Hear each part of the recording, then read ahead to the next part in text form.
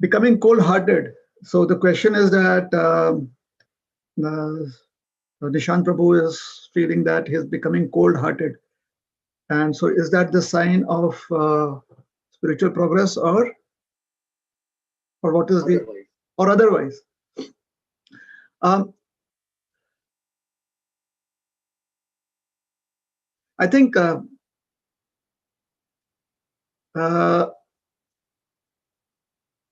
there is, I'm not really sure if any organism can be cold-hearted. They can be cold-blooded, I guess. Snakes are cold-blooded.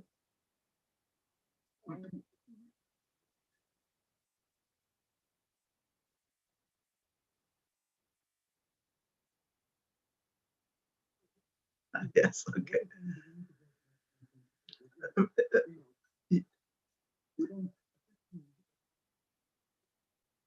So are we suggesting here that, just trying to rephrase what you said, is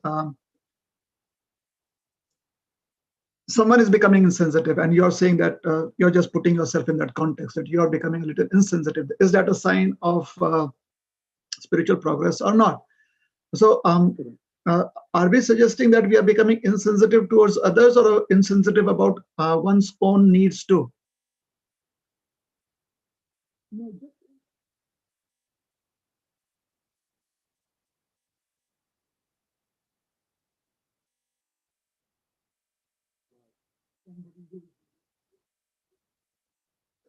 Okay.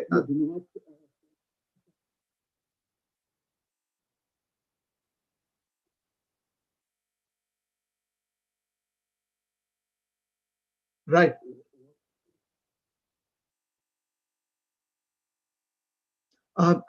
This is such a broad question, in the sense that when I say that somebody is becoming cold-hearted about, or insensitive, forget, I'm so sorry again, insensitive about someone's death or someone's passing away.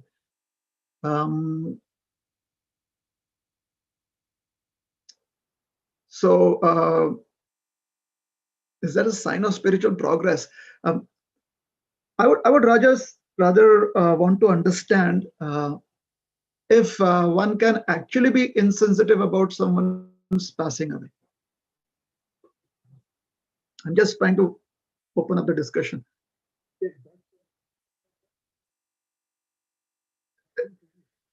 Exactly. Yeah. I would definitely want to suggest that. Sometimes hypothetical questions just bring us to a realm where there are no answers, or whichever answer can actually instigate us into more curiosity and doubts.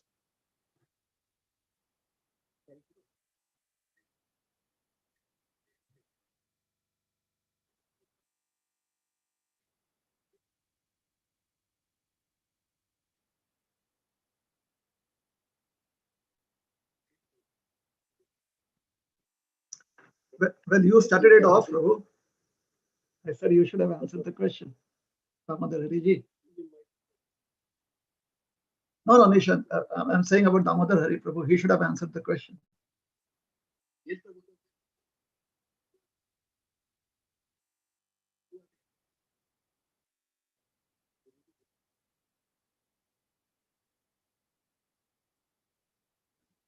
Okay.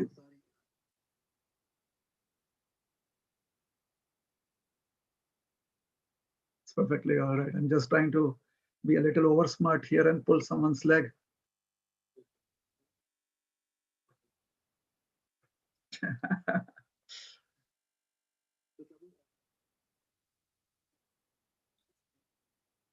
You're sharing the screen, and I have to expand it. I can see your screen, yes.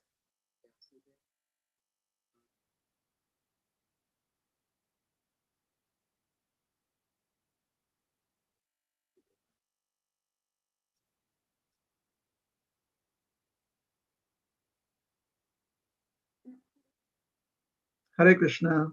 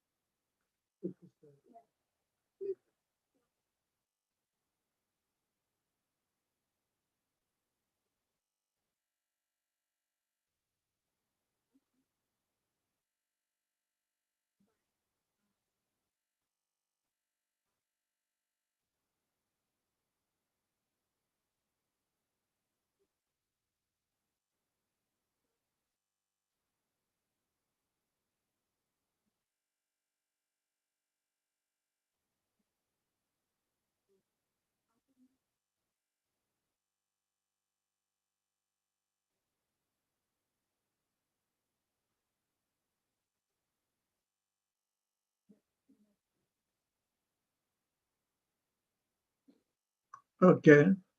Um, I've lost the screen, Prabhu.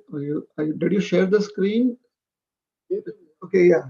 Okay, I got it. I got it again. I got it again. Yeah, I got the screen back. Applying the Bhagavad Gita principles to our materialistic chaos every day. This verse hit me like one answer for many problems. Klaibyam masma gama partha. Okay, I understood this verse. It's not just for Arjuna, but for the mankind, not to lament over the things beyond our control and accept as it is. Reading is quite easy, and most chapters can be read in 10 to 20 minutes, but understanding the message is different challenge, and there is a further challenge in applying it. What are the best practices for advance in this practical application of the Gita principles to our lives? Oh, okay. Uh, so I'll stick to what is being asked here. Is that all right? What I see on my screen, I'll try to answer that. I'll just ask a few questions, and anyone can answer. Most of us, we know what is 2 plus 2, right? 3 plus 3. I mean, you could give answers. Okay, 4 plus 4, 5 plus 5. Okay, now you go to Costco's and you have to do a few transactions there, correct? All of this is there, it is there on the screen of your mind, but you're only going to pick that which you're going to apply at that moment, correct? So similarly, when we read the Bhagavad Gita, one chapter in 10 or 20 minutes every day, whatever is our challenge for that day, hopefully we'll find the answer to that challenge in the chapter that we are reading, in one of those verses. It's not necessary that we kind of use all the information that we have when we go to Costco's. We could use any permutation or combination, but it is not necessary that we have to use all the mathematical applications that we know when we go to Costco's. We only need to use that which is necessary for that particular interaction. I need to buy 2 cartons of this and 4 cartons of that, so a total of 6 cartons. So that makes 2 plus 4 is equal to 6. I need just that part of that, only that mathematical application amongst the rest that I have available to me. It's in my mind. Similarly, the book that we read is in one sense, when we read the book, it is simply an external form of that which we want to imprint on our mind. So the Bhagavad Gita is supposed to help us navigate every single action that we perform in this life. And for that navigation, we may need chapter 1, verse 4 today. We may need chapter 2, verse 8 tomorrow. I'm just kind of just giving examples like that. All right. So it's perfectly all right to read the chapters in 10 minutes or 20 minutes. And don't worry about understanding it 40 years from now. Don't worry about that. The Gita is not about understanding things in the complete sense. Reading of the Bhagavad Gita is not meant for that. Reading of the Bhagavad Gita is to help us navigate our day-to-day, our actions in day-to-day life. So some of us may be still in elementary school. Some of us may be in high school. Some of us may be in college. Some of us must be at work. Like our high school kid, let us say our elementary school child at Costco's, they may have difficulty with a few transactions, adding up a few numbers. They may have some difficulty doing that. We may not have that difficulty because we have been through elementary and high school. So similarly, when we go through a certain period of reading the verses of the Bhagavad Gita and spending time understanding it through discussions, through introspection, through analysis, through attending classes and hearing others share their experiences, through a combination of all of this, over a period of time, we will gradually make progress from elementary to middle to high to college to workplaces. That kind of transition will happen with our understanding of the Bhagavad Gita too. And at every level, whatever understanding we have will surely help us navigate certain actions of our life on a daily basis. Is that answer? Does it? Yes, you're welcome.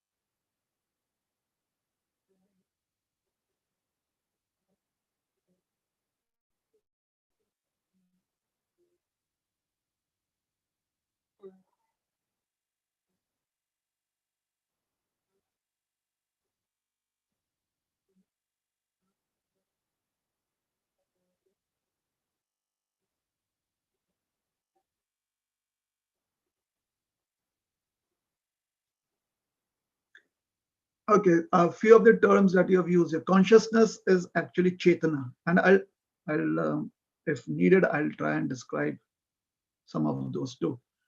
Consciousness is Chetana, soul is Atma. So they could be addressing two different things. Spirit is typically it could be referred to as Devi rather than Bhautik. I wouldn't say Adhyatmic here because that would not be the proper word choice for it. It would be Devi. Whereas subtle body is Sukshma Sharir. Mind is Man, which is one of the aspects of the Sukshma Sharir, the subtle body. And awareness is, how do I say awareness? It is again related to, it is an expression of the Chetana. So it could be Sachet. Okay. So when we try to explain a concept that uses a different language and we translate it into a completely different language, sometimes there may be some difficulty because of shortage of words. That is possible. Sometimes there may be some difficulty just because the same word could be used in different contexts. For example, if I tell someone, bring me some water, typically in India, they say pani lao. So pani lao, it could be to put out fire, it could be for me to drink, it could be for me to make kada, it could be for me to water the plants, it could be for me to wash my legs. So just the phrase pani lao could actually have different contextual applications. So similarly, when certain phrases or words are used, there could be different contextual applications of it or meanings of it. So unless and until we understand where and in what context and for what purpose, with what intent those words are being used. Just to give a very humorous example, someone could say that, let's say a murderer in court says that the body is dead, the Atma never dies, so actually I did not commit any murder. That wouldn't work, right? That is not the right interpretation. That is not the correct understanding in context. So the proper understanding in context for the same phrases or for the same words uh, could be totally different from each other. In different contexts, it could be different from each other. The example I gave about bring some water. We just tell somebody to bring a glass of water. It could still mean I would want to make a hot drink out of it. I would want to simply drink it, so on and so forth. So when you speak of Chetana consciousness, in what context are you wanting to understand it? Where do we want to, in what context are we reading it? That is very important. Is that all right? Let me give you another example. Consciousness. Oh, when I went to my sister's house, my mind was disturbed. Some people may say my consciousness was disturbed. So is it related to a spiritual experience? Doesn't seem like that. It is related to somebody being frustrated or somebody being emotionally agitated. And someone else says that I was chanting and my consciousness was disturbed. So the contexts are completely different, the situation.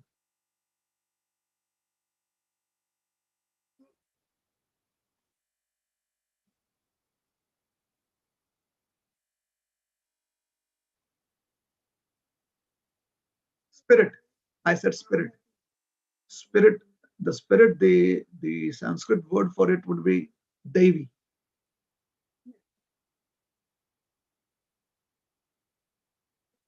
Chetana. Consciousness is Chetana.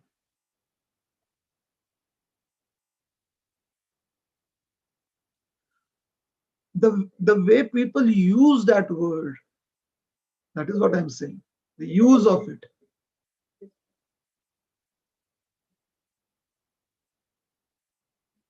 You're welcome.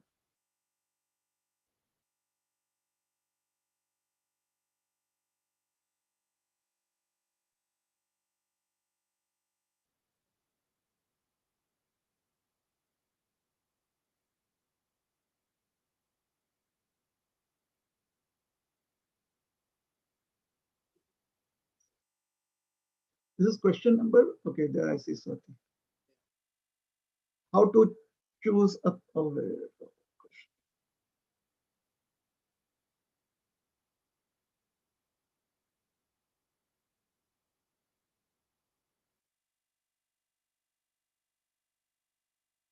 how to choose a path when faced with the duality of life, when two paths seem to have equal pros and cons. How to try and understand which way to go. I guess the easiest way would be to toss a coin if you have no idea. But the best way forward is to analyze and make a choice. It's your choice. If you feel that the pros and cons are similar in both instances, then it doesn't really matter which way you go, because uh, both paths lead you to something that you want, and you can only have one choice. Like yesterday, there was some discussion happening, and it was about somebody having on their plate two different food preparations that they like equally. So which would you eat first?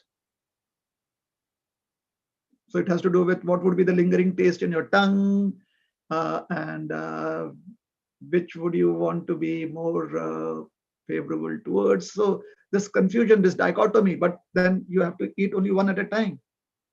So you just make a choice. You just choose that this one goes first and this one goes after that. So either you do that choice consciously, or if you want to uh, let chance do it for you, flip a coin. I'm just trying to be very simple in my answer here. If there's some more specifics that Swati would like to mention, then I could elaborate on it.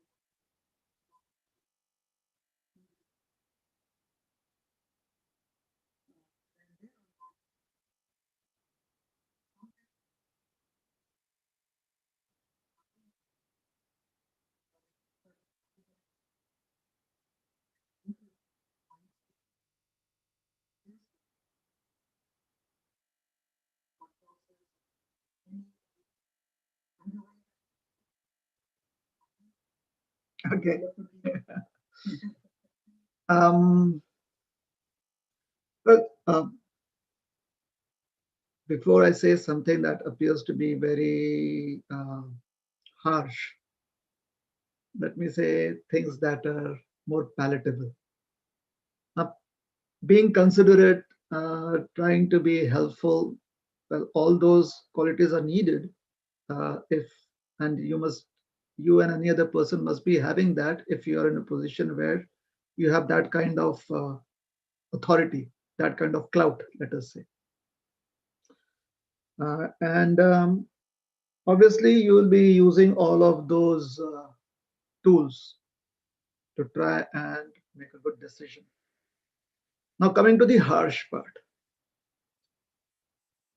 one has to decide who owns the problem here.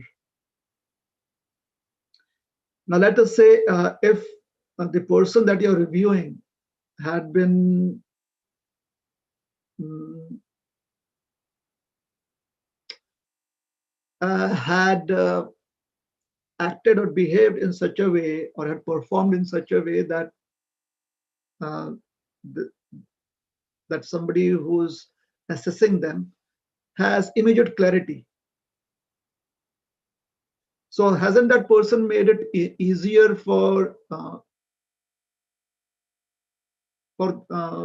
hasn't that person made the assessment easier? The person who's performing, who's being assessed, hasn't that person made the process of assessment easier um, by getting the performance to a level where, or having the performance have such clarity that decision can be taken. So typically, if we are careful, or no, the word typically is not correct. Unless and until we are careful, that we try and prevent ourselves from owning other people's problems. Then clarity could be lost.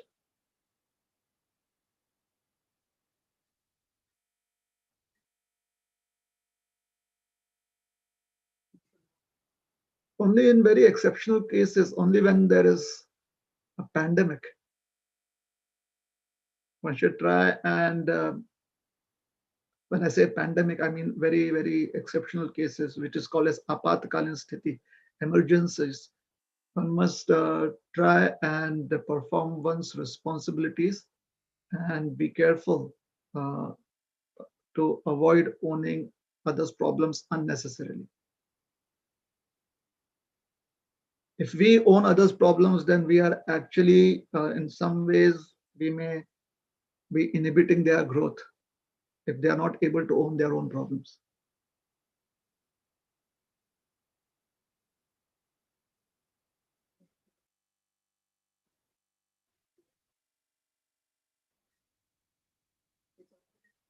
It's tough. I agree, it's tough. Definitely, it's tough. So, who made it tough? You did not make it tough for yourself. You're just trying to assess, isn't it? As if I can understand the situation, the example that you gave, you're just trying to assess the situation. So, typically, an assessment should be, I think,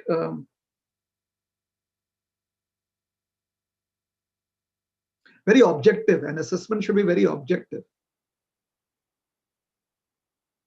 That is what assessments are about. It is supposed to be objective. So anything that helps you to be more objective makes the assessment easier.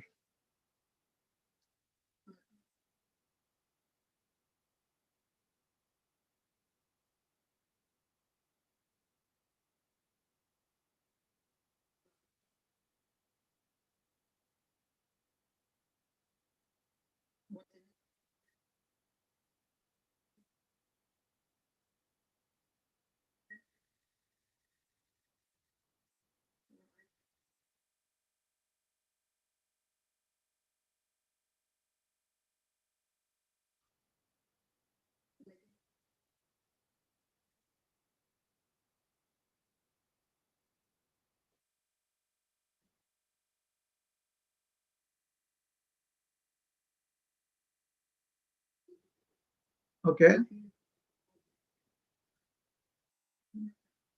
I was trying to suggest that assessments have to be objective. Assessments, when they become subjective, then clarity is lost.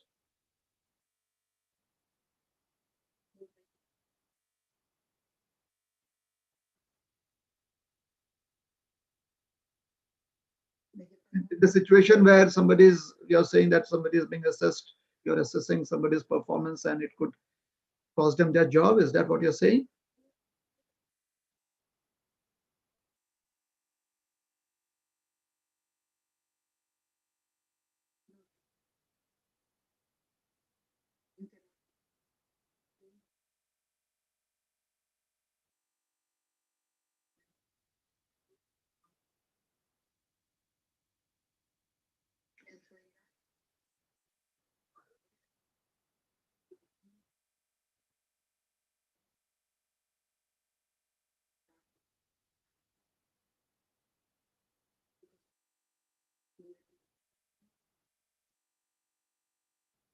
So whose problem is it? Is the problem is somebody else?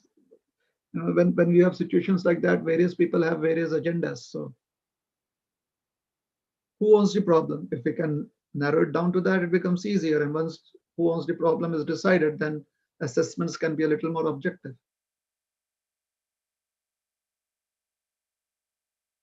Let us try and analyze this. Assessments, subjective assessments versus objective assessments. What are the pros and cons? subjective assessment, right? Two children, let us say we have more than one child. We assess them subjectively, we assess them objectively. What could be the positives and what could be the negatives?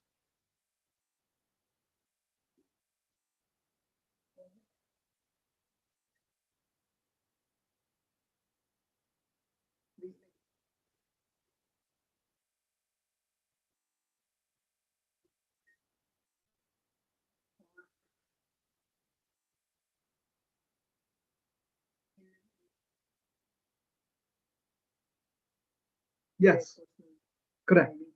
Yes, correct. And objective? I'm sorry, subjective? We did objective assessment for children. So subjective, what are the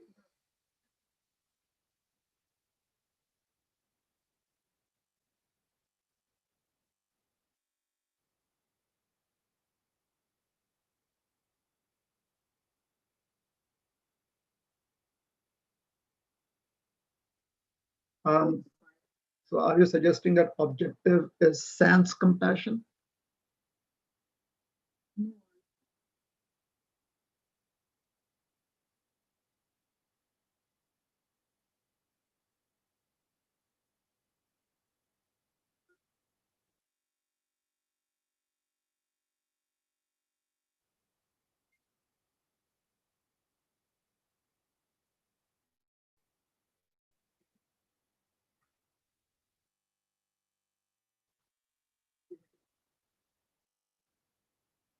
So you could try to be objective at various levels for the same situation. You could be objective minutely, or you could be objective in broader sense. That's up to you. That's up to the person who's assessing it. However, being subjective has more chances of clouding your understanding and kind of making you unclear of what the situation actually is, because being subjective means certain biases are going to affect you.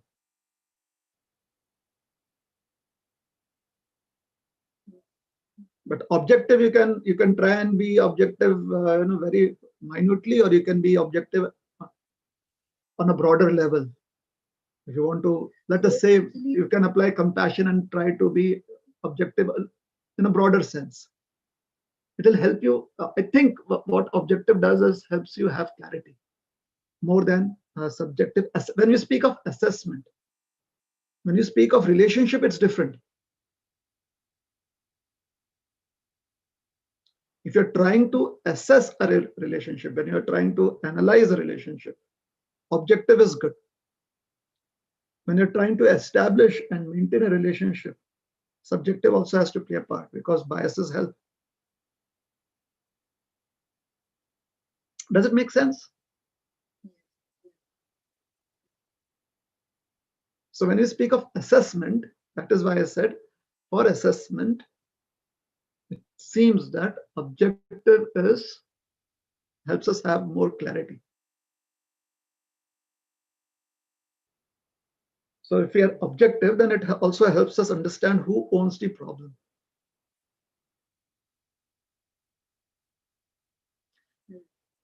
Let's say someone is not doing what they're supposed to be doing.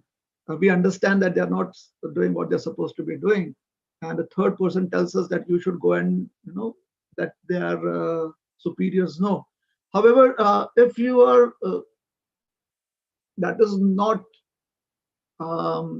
directly your field of activity, you may have a choice there whether you want to go and do that or not do that, because the authority may come back to you and say that you go and mind your own business, right?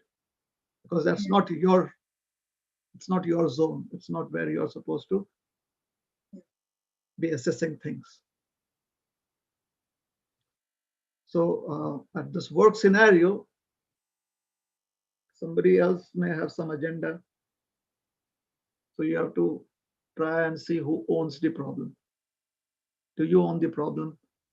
Does the person who's supposed to perform own the problem?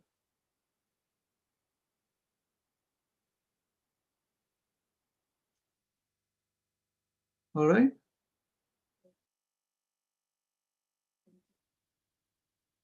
You're welcome.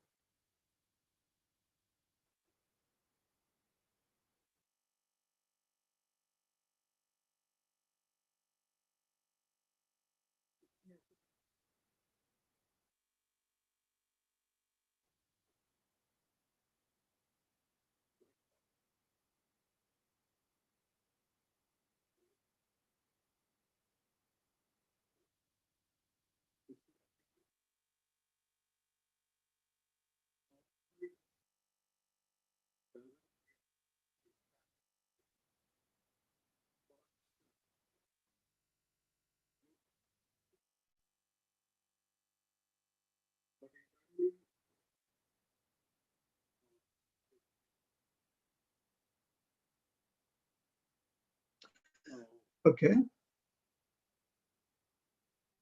Okay. So that is your need, or maybe it's your concern, correct?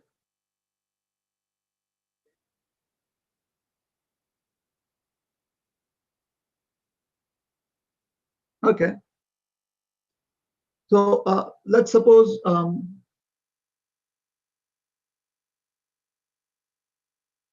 there is a bridge, and I'm trying to use give an analogy here. There's a bridge. Is that span bridges? Span bridges across span, SPAN, and as in Nigeria, span bridges.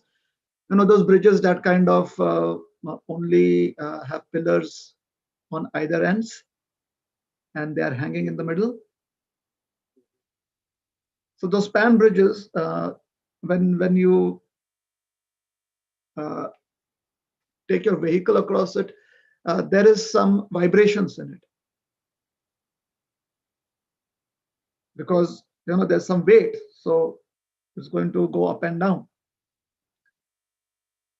As you go ahead, the previous what you have left behind, that part of the bridge is going to be relieved of the weight, and therefore it's going to spring back to where it was. That's what span bridges, that is how they respond typically, provided the vehicle is heavy enough, right? So let's say a span bridge wobbles when you take a weight of 100 tons across. It wobbles, and you can feel it wobbling. What would happen if you're carrying a weight of 80 tons across? Do you think you can feel the wobble? Let me again explain this.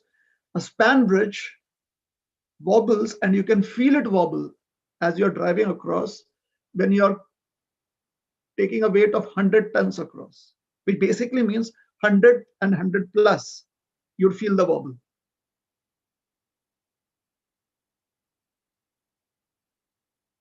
If you're taking a weight of 80 tons across in a vehicle, would you feel the wobble? How would you feel the wobble?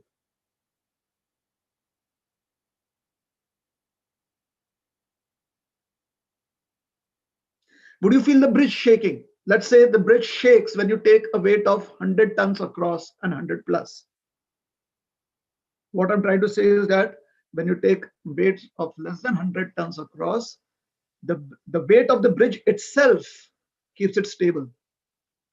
The bridge itself has weight, right? The metal has weight. So because of the pull of gravity and the extension that is felt, it's been pulled by the pillars and it's been pulled down by gravity, that keeps it stable. Otherwise, the bridge would wobble at every blow of the wind. So the weight of the metal itself and the pillars on either sides keeps it stable. Now, when I take a vehicle that is so heavy that when it goes onto the bridge, it puts an additional pressure on the bridge. So the bridge now goes down, because metal has some flexibility, it is malleable. So that part of the bridge goes down. The rest of the bridge you just feel the strain. When I go 10 meters ahead, the part that had gone down, that had kind of been pressed upon, that comes back to where it was. So that is what makes the bridge wobble. It makes it shake. Okay, let me give you another example. A sofa, a couch. You know the sink-in couches. Now, if you come to Damodar Hari Prabhu's house, then they have that. Forget what it is called. Non, a little tougher couch. Sectionals. Yeah, that is the word it is used. Have you come to Damodar Hari Prabhu's house and been to this room where it is? No. Okay. Indian sofas. You've seen sofas in India, like 20 years ago. Those sofas were really tough. When you sat on it, you couldn't really bounce off it. You wouldn't sink in. Remember those sofas? Now, a typical person of 40 kilos wouldn't sink in, but let's say somebody is really very heavyweight, let's say 80 kilos, then a depression would be created. Sometimes it would be a permanent depression in the sofa. Remember those days? Nishant Prabhu, do you remember? Have you ever? Okay, what else? What other example could I give you? Okay, this example. All right. So if a person of 30, whose weight is 30 kilos, when that person comes onto the sofa, do you think the sofa is going to react? Or is the sofa going to be stable? At 40 kilos, there is no reaction. The sofa does not have a dent in it. It does not get compressed. At 80 kilos, there's a depression. So somewhere between 40 to 80, the sofa kind of seems affected by the weight that is put on it. At 40 kilos, there is no visible effect of the weight that is put on the sofa. At 30 kilos, do you think the sofa is going to, what would be the effect on the sofa? Correct, no effect. There is a weight, but there is no effect. So consider your mind to be like the sofa. If you have trained your mind to kind of bear weight of 40 kilos, so any weight under that is not going to really wobble your mind, because the mind has the capacity to bear that weight. Now, if weights over 40 are going to disturb, agitate you, now you have to train your mind so that you can start bearing more weights. Does that make sense? Is that helpful?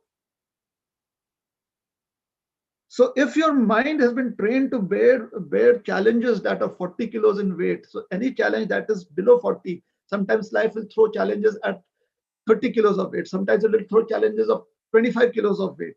None of that is going to dent your mind.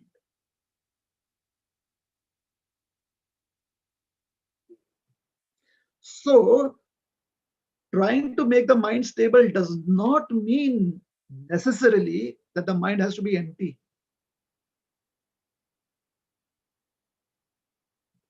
The mind can have issues that are of 40 and less weight and still will not be agitated by it, will be able to work with it, will be able to do what is essential, what is necessary with it.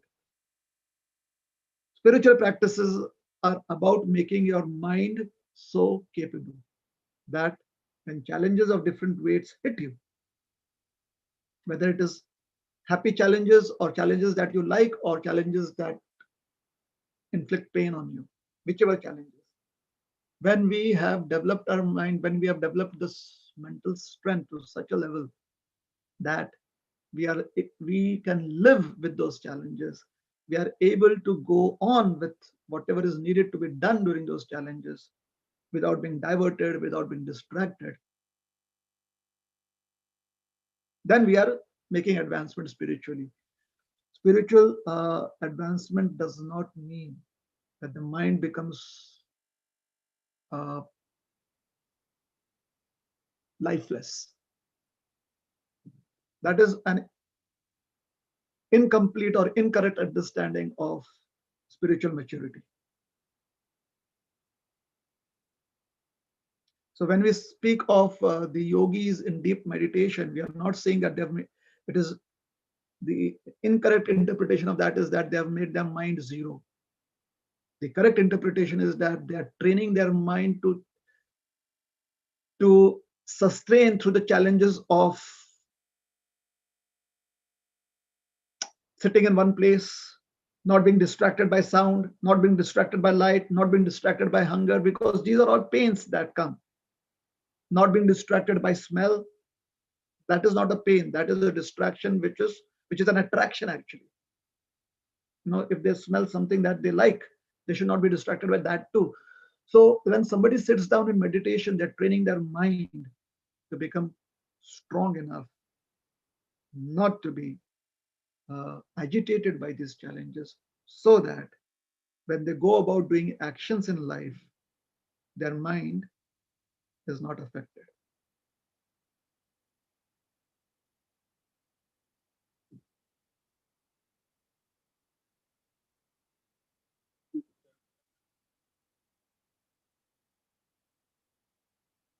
Thank you.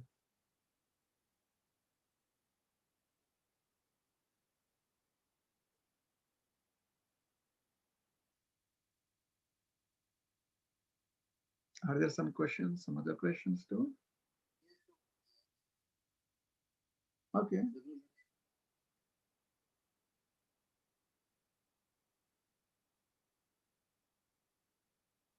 sure. As long as people can hang out with me, I think I'll try and hang out with them. My video is not visible. How did that happen? Okay, I'm back.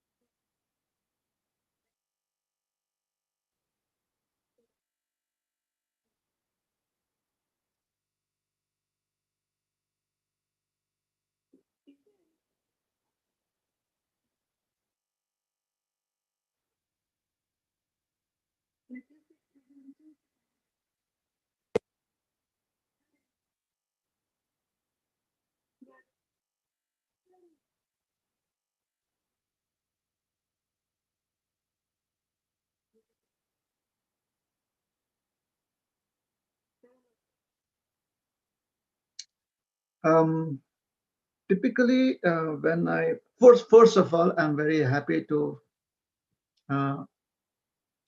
on my behalf, because I'm also here as a guest. So I'm happy to welcome you, um, especially you're new to this forum. So um, I can assure you that you're going to have a lot of fun. It will be a very wonderful experience. So please put on your seat belt and have a nice ride. Okay. And coming to your question, um, my experience through this is almost my third decade uh, interacting with people having various perceptions in life. I've realized that sometimes it's more helpful to have a smaller forum for discussions, a smaller forum to really understand where a person is coming from, what is the issue. Um, and here I kind of have that kind of feeling that if you can, if you are comfortable to give more clarity, it would be helpful. Or if you can find another um, setting that there could be a little more clarity about these dealings that we have in relationships, whether we have gone too far or too stern.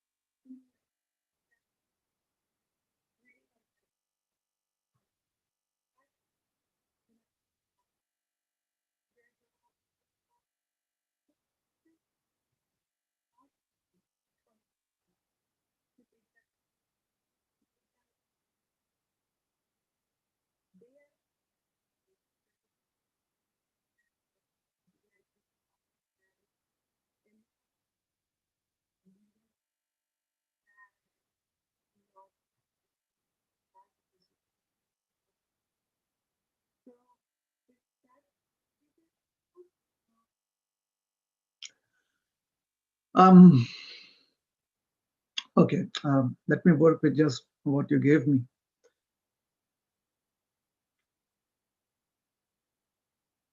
I think here in this country, and I think everyone that's on this forum is in this country. It's the responsibility of parents to be aware of their children and what they're doing till they are 13 years of age. That's till the time where you are legally responsible to see that they are never left alone. Am I correct in saying that? Is it 13? Is it 12? Is it 14?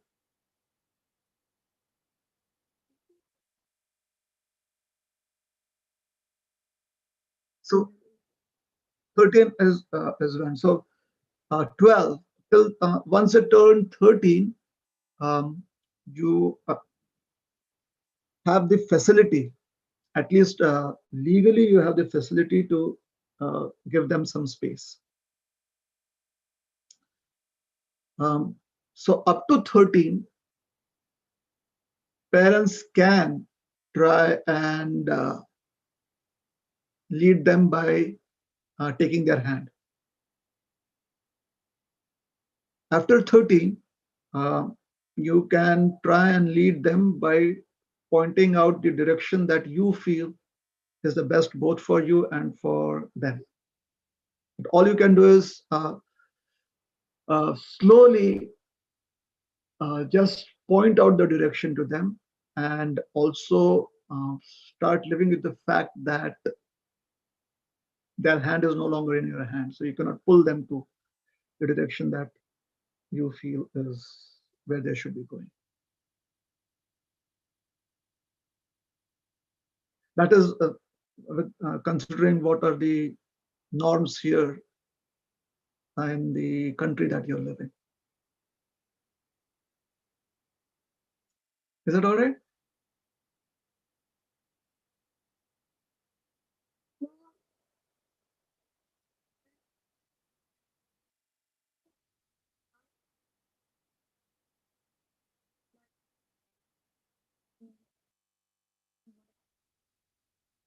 Right.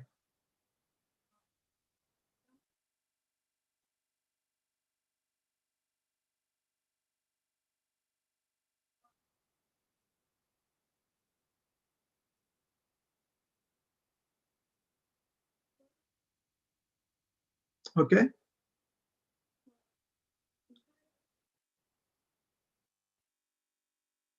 There is definitely a way to do that if you want to know that every single thought, forget thought because maybe it's not about thought, but every single act that you do, you uh, kind of measure yourself and grade yourself from 1 to 10. Definitely, there is a way to do that. However, it is very tedious. It's like you being aware of every single activity and every single action and trying to make a note of it and then going back and assessing it and noting it down.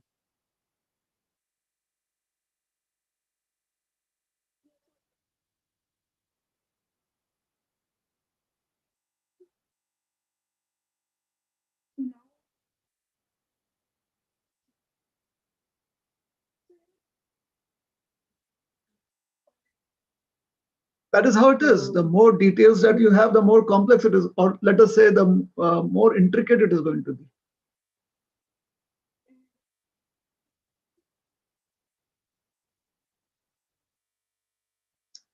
Okay. Now, when you feel sensitive to something, you have to invest time in it, right? When you invest time into something, it takes away your time from some other activities, correct? So you have to be very, uh, I would say, aware. You have to be very aware of whether you can invest your time in being sensitive about the things that you want to be sensitive about, because it takes away your time from doing other activities. You have only limited time. So choose what you want to invest your time in. Again, if we go the hypothetical way, we land up with more questions than answers.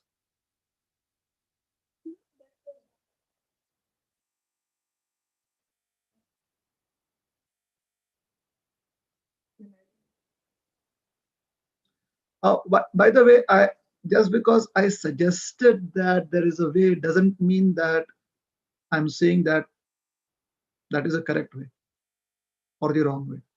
I'm not saying that. When I suggested that, yes, it is possible you can note down everything and you can assess it. That doesn't mean that I agree with it or I disagree with it. I just made a statement.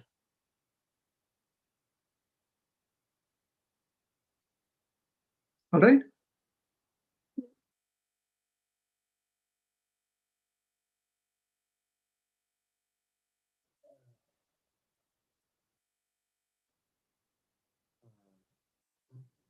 Hare Krishna.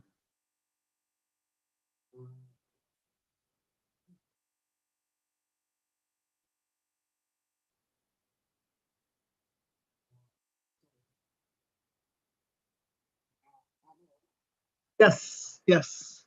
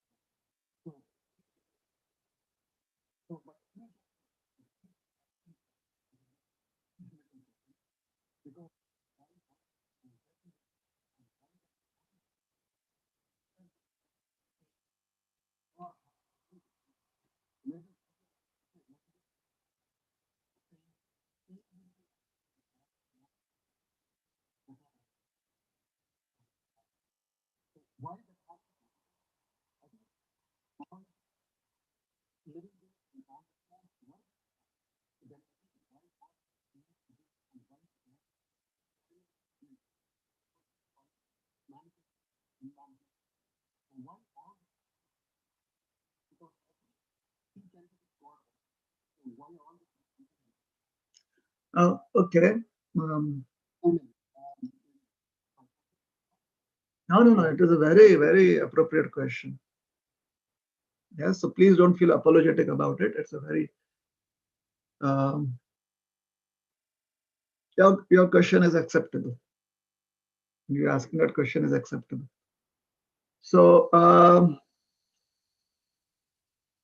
trying to ask a question like that why these things have been put in, it's like, somebody gives you sweet rice, kheer, and put sand into it. So why put sand? It's so painful. So asking question like that uh, kind of reflects that we we have we are not considering uh, the situation from a very good perspective. We are not looking at it from a very good perspective, the situation. And I'll tell you why. Let's suppose a prisoner in prison says that, why do they give us just prison food? I mean, okay, you can tell me that I should not do bad things. I should do good things. But then why keep me in prison? Why don't you let me be free? And why do you make me wake up at this time? And why do you kind of put me in my cell for such a long time? And why do I have handcuffs? So a prisoner is asking the right questions at the wrong time and in the wrong situation. The questions are right, but the situation in which the prisoner is, that situation demands the prisoner go through those experiences. As soon as you come out of the prison house, one would be free from all of those pressures. So right now, having taken birth, we have already submitted ourselves to being in the prison house of samsara, which is the world of birth and death. For one who is born, death is certain, so we cannot avoid it. We have taken birth. We were not forced to take birth.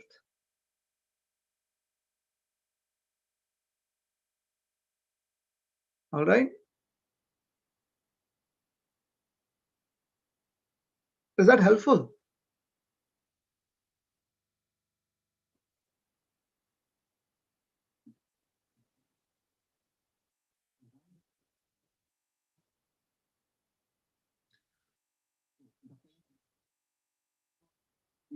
The,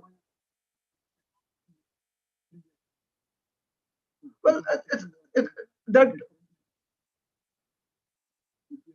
that is not karma yoga. That is karma phal philosophy. It is the system of action and reaction. Karma yoga is different. Karma yoga is a process by which you perform your activities such that you become free from the cycle of action and reaction. That is called as karma yoga. The system of karma and karma phal is responsible for us receiving reactions for our previous actions. Okay. As I said, in the prison house, every single day we will be awarded or we will be punished for what we did that day. That is in no way connected to the sentence that was given us for being in the prison house. We were sentenced for being in the prison house for completely different reasons. Now, in the prison cell, one day we decide to not follow something, then we'll be given additional punishment. So that additional punishment is because of what we did within the prison house. So when we try to, as I said, when we ask questions, these questions, and related to why did God create uh, this world, then these questions are, they are being asked in the in a in not the, it is not the proper perspective in which these questions are being asked. I will what could be the proper perspective is that then what uh, makes us take birth? That would be a proper perspective. That would be the proper question to ask. Rather than say that why God gave us birth and death. I said that wherever, as soon as one is born, death is certain. Birth is not forced on us. If birth were forced on us, then we would not speak of liberation after death. I'm trying to, what I'm trying to do here is trying to establish the premise that I have put forth. My premise is birth is not forced. If birth were forced, then the conception of being free from birth and death, the idea of liberation would not make sense. The idea of liberation makes sense only if we realize that birth is not forced. So the correct question to be asked is, then why does one take birth? If birth is not forced upon us, then why is it that one takes birth? What do you feel? Would that be the correct question? Isn't it?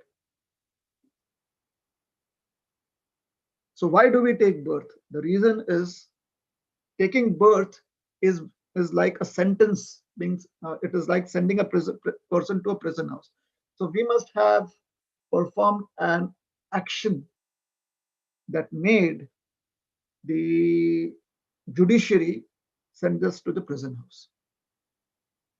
So now the next question is, what is the action that we performed by which we were sent to the prison house of birth and death? Is that correct?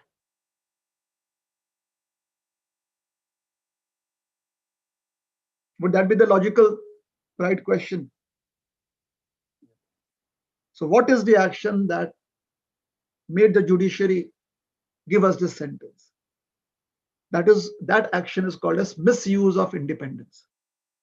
In the free world, one has been given independence to work according to certain norms, but one has freedom within those norms to work according to what we feel, what choices we make. Correct? And when we misuse that independence, then the free society has come up with just judicial laws. So when we misuse our independence to serve God, then the laws of creation, they hand down the sentence of going to the prison world of birth and death. When we again learn to properly use our independence, then we'll be free from the prison house. So within the prison house, we have to train ourselves to again learn to properly use our independence, which means we have to again learn how to render service specifically to God and God's creation. Is that helpful?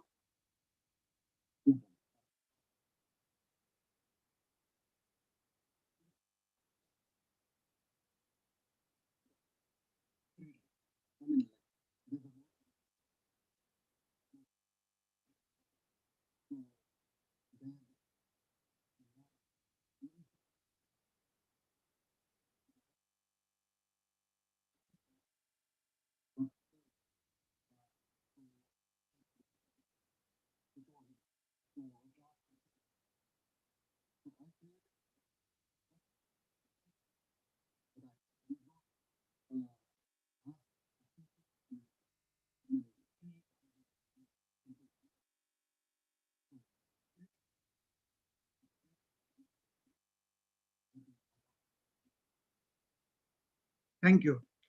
Maybe I should start making movies too. I'd make a lot of money, I guess. I'm just joking. Lighter mood, yeah. You gave me an idea now.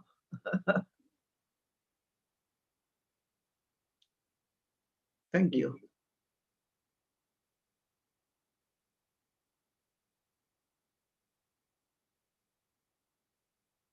Somehow your voice is very feeble now. Yes, you're back.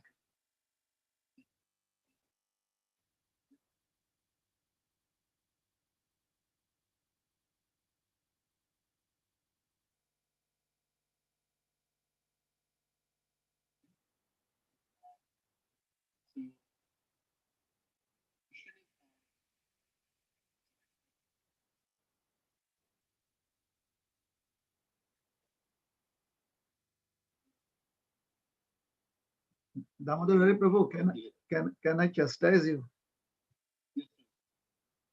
This is just I'm trying to, I had a few lectures, so right now I'm feeling very lightheaded. Okay, so are we kind of punishing those who have sent in questions earlier?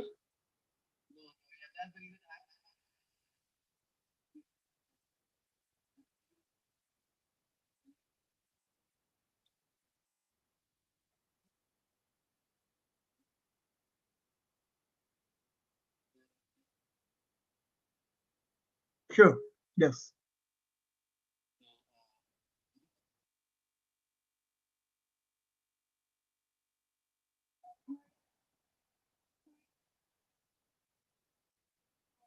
Yes, please.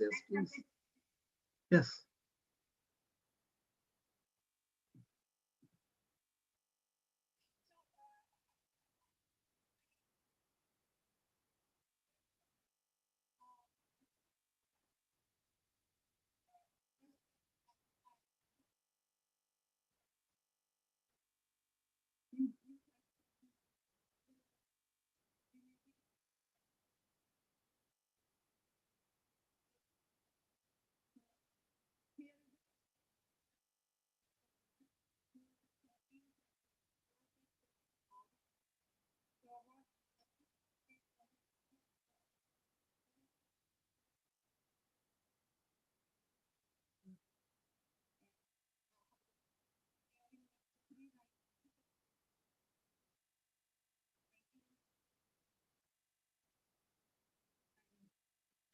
Whatever we use, there is the mm,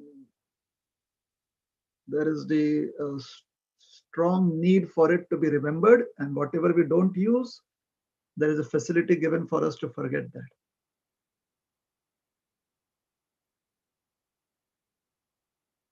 So if there is a particular set of information that we have accumulated right now, and 10 years from now we don't use that information, then we'll forget it. That facility has been given to us. So similarly, an experience of this life, if we don't use it the next life, if we don't need it for the next life, then it will be forgotten. And if there's an experience that needs to be remembered, then then that is only possible if we use that information, if we use that the data that we have. Does that help?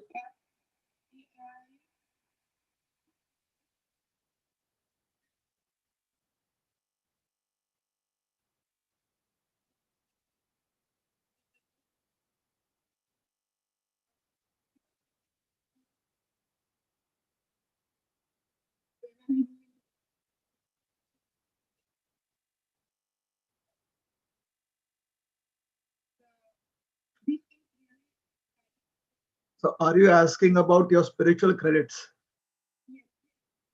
So what correct. So what I described was related to um, the functionings, the way you what you would need to interact in this material world. That is what I described. So this material world, we need the senses, we need the body to interact.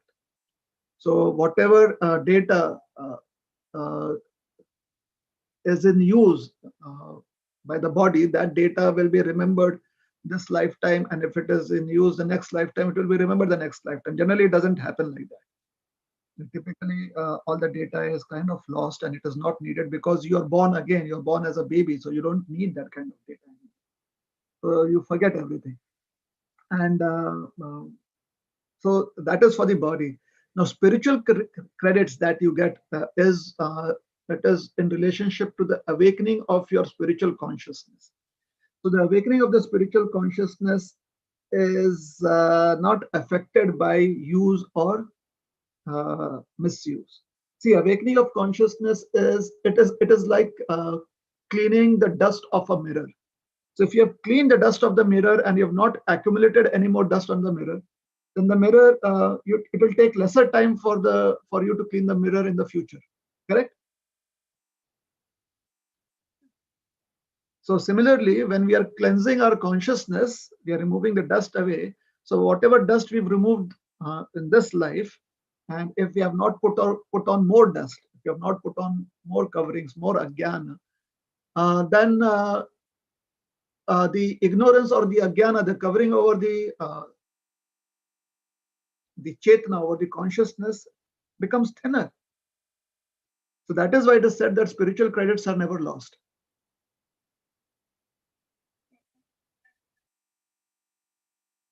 Okay, you're welcome.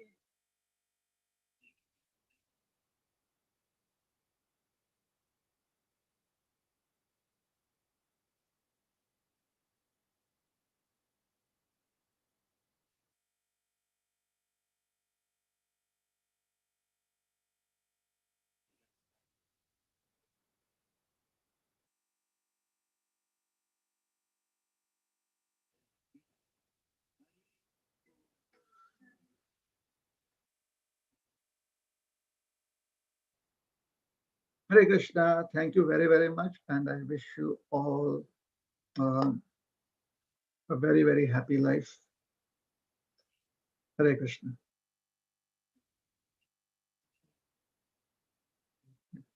You're welcome.